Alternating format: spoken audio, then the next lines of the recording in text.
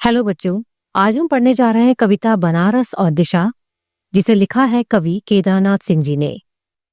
इस कविता में बनारस शहर के आध्यात्मिक और सांस्कृतिक जीवन, उसकी प्राचीनता और आधुनिकता के मेल को दर्शाया गया है। बनारस शिव की नगरी और गंगा के साथ विशेष आस्था का केंद्र भी है।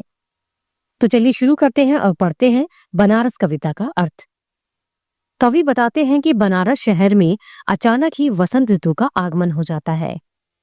उन्होंने देखा है कि वसंत के आने पर बनारस के लहरतारा या मडुआडी मोहल्ले की ओर से धूल भरी आंधी उठती है और यह धूल इस पुराने महान शहर के हर हिस्से में समा जाती है।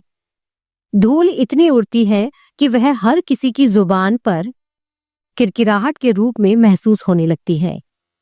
कहने का यह अर्थ है कि बनारस में वसंत का मौसम आने पर आंधी के कारण पूरा वातावरण धूल में भर जाता है और इसी उड़ती धूल के साथ यहाँ वसंत का आरंभ हो जाता है। दूसरे काव्यांश में कवि बनारस में वसंत ऋतु के वातावरण के बारे में बताते हुए कहते हैं कि जब बनारस में वसंत की हवा चलती है तो वातावरण में एक सुगबुगाहट सी होने लगती है। यानी जिन चीजों में अस्तित्व ही नहीं बचा है उनमें एक नई जागृति होने लगती है। जिसमें चेतना का रूप दिखाई नहीं देता उसमें भी एक नया अंकुरण होने लगता है और यह परिवर्तन पूरे वातावरण को प्रभावित करता है। इस मौसम में लोग अपनी असफलताओं के बीच भी नई उमंग और नए संकल्प लेने लगते हैं। उल्लास से भरे इस वातावरण में नए जीवन का संचार होने लगता है। दशाश्वमेध घाट पर जाने वाला हर व्यक्ति ये महसूस करता है कि गंगा नदी को स्पर्श करता हुआ घाट का आखिरी पत्थर नरम हो गया है, यानी उस पत्थर की कठोरता में भी कमी आ गई है।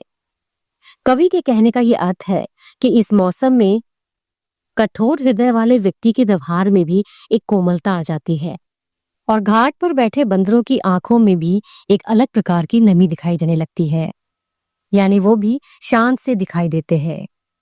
तीसरे काव्यांश में कवि खाली कटोरे में वसंत उतरने का अर्थ बता रहे हैं। कवि प्रश्न करते हुए पूछते हैं कि क्या तुमने कभी खाली कटोरों में वसंत को उतरते देखा है?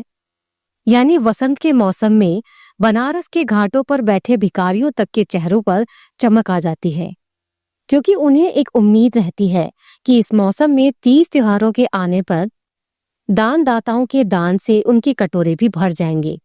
केदारनाथ जी कहते हैं कि यहाँ हर दिन की शुरुआत ऐसे ही उल्लास के साथ होती है। प्रसन्नता और खुशी बनाए रखना बनारस का चरित्र है।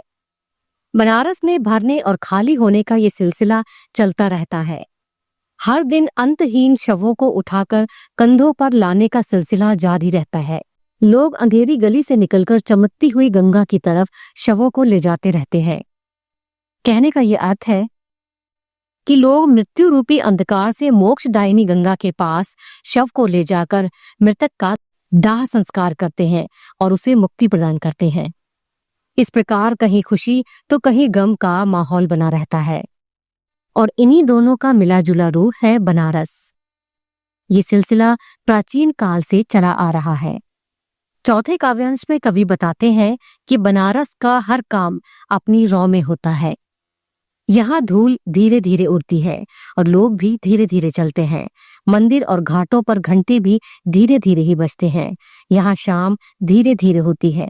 कहने का ये अर्थ है कि हर काम को धीरे धीरे करना बनारस की जीवन शैली का एक हिस्सा है और यह इसका एक स्वाभाविक चरित्र भी है।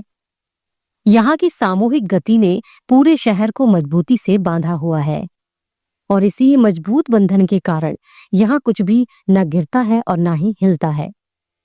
जो चीज यहाँ पर पहले थी वो आज भी रखी हुई है। गंगा भी वही है, यानी गंगा के प्रति लोगों की आस्था और श्रद्धा उसी प्रकार बनी हुई है जैसे पहले थी। यहाँ नाव भी है।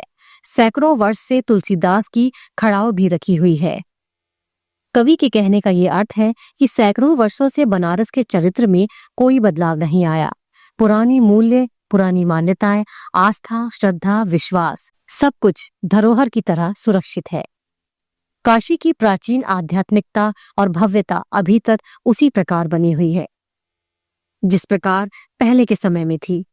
कवि कहते हैं कि अगर बनारस में शाम के समय आप जाओ तो शाम की आरती के प्रकाश में इस शहर को देखना, जिसमें तुम्हें कई आश्चर्यजनक चीजें भी दिखाई देंगी। तुम्हें लगेगा कि ये शहर आधा जल में है और आधा शहर फूल में है, क्योंकि शाम के समय मंदिर घाटों पर बनारस शहर जल, मंत्र और फूल भगवान की आरती करते हुए भक्ति में डूबा हुआ दिखाई देता है। और उसी समय अगर आप देखोगे तो घाटों पर चिता की अग्नि दिखाई दे जाती है। इस प्रकार बनारस शहर आधा शव में नजर आता है, आधा शहर नींद में खोया प्रतीत होता है, तो आधा शहर शंख की ध्वनि में जागता हुआ दिखाई देता है। इस शहर में कहीं नींद की बोझिलता है तो कहीं पूजा पाठ का जागरण है।